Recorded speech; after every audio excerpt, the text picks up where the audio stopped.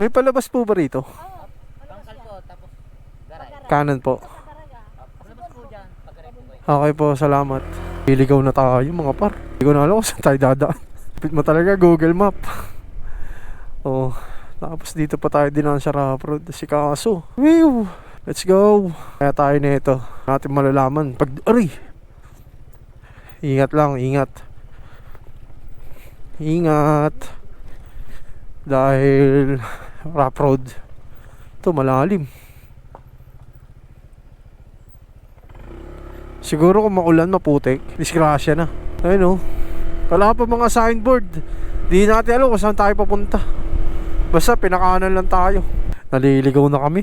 Di namin alam kung saan to papunta. Dahil nawalan tayo ng signal. Ayun oh. Si Kaso. Tayo. Basta dire-diretsi na lang natin to eh. Ewan ko kung saan lang labas na ito. Maya dead end na pala itong dinadaanan natin. Ayan. Opya. Pangit ng kalsada. Ako. Buti na lang. Always ready tong si Bullet. Woo! Yes! Napakaganda. So, nag-explore tayo kung saan ang tagos na ito. Ayan o, pakit tayo ng kabundukan. So walang kabahay-bahay. Talagang bagong gawang kalsada to. Ayan o. So nandito na tayo sa may rin ng, ano to eh, sa loob tayo ng DRT. Bali, ang labas na ito is Norsagaray. Pero grabe, saan kaya palabas na ito? Halos wala kaming kasabay. Kami ng dalawa talaga. Ayan o.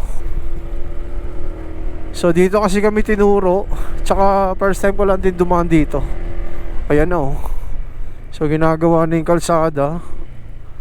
Bali tinataasan. Pinapatungan nila. Ayan o. Basic lang sa ADB natin na si Bullet. Paakyat. Oh.